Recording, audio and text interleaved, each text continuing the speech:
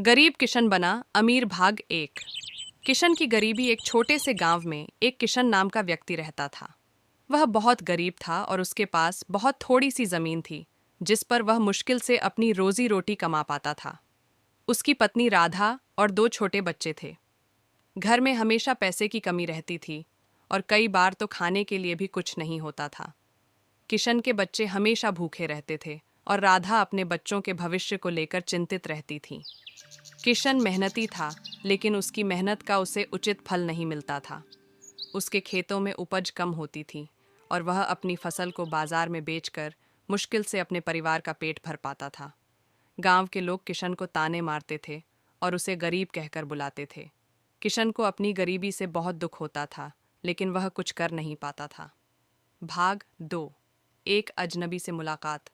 एक दिन किशन जंगल से लकड़ियां काट कर लौट रहा था कि उसे रास्ते में एक बूढ़ा व्यक्ति मिला। वह बूढ़ा व्यक्ति बहुत थका हुआ लग रहा था।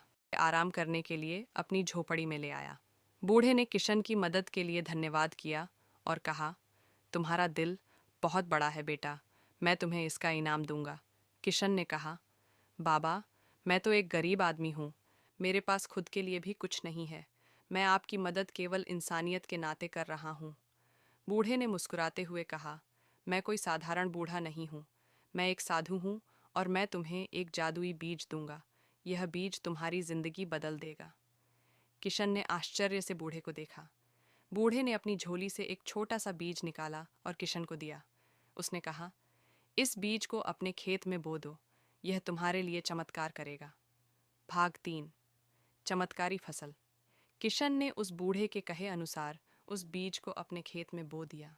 कुछ ही दिनों में उस बीज से एक पौधा उग आया और धीरे धीरे वह पौधा एक बड़ा पेड़ बन गया। उस पेड़ पर चमचमाते हुए फल लगे, जो देखने में सोने की तरह लगते थे।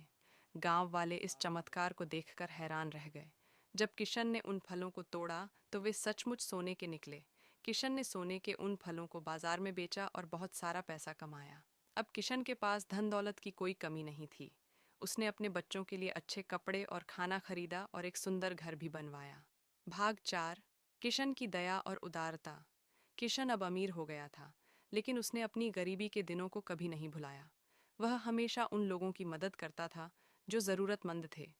उसने गांव में एक स्कूल बनवाया ताकि गांव के बच्चे पढ़ाई कर सकें। उसने एक अस्पताल भी बनवाया ताकि बीमार लोगों का इलाज हो सके।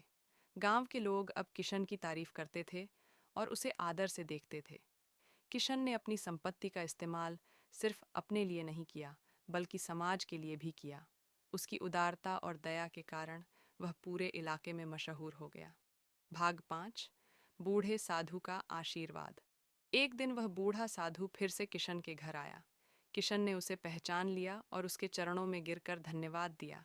उसने कहा, बाबा, आपकी दी हुई इस अमूल्य भेंट के लिए मैं आपका आभारी हूँ।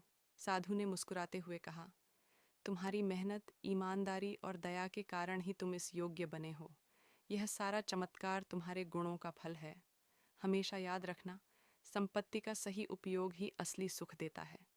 किशन ने साधु के शब्दों को दिल से स्वीकार किया और हमेशा अपने जीवन में उन्हें अपनाया। अब किशन न केवल अमीर था, बल्कि लोगों के दिलों में भी बस गया था।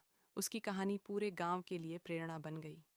इस तरह गरीब किशन ने अपनी मेहनत, ईमानदारी और दूसरों की मदद करने की भावना से अमीरी और समाज में सम्मान पाया। उसकी कहानी यह सिखाती है कि अगर हम दूसरों की भलाई के लिए काम करें, तो हमारी जिंदगी भी बेहतर हो सकती है।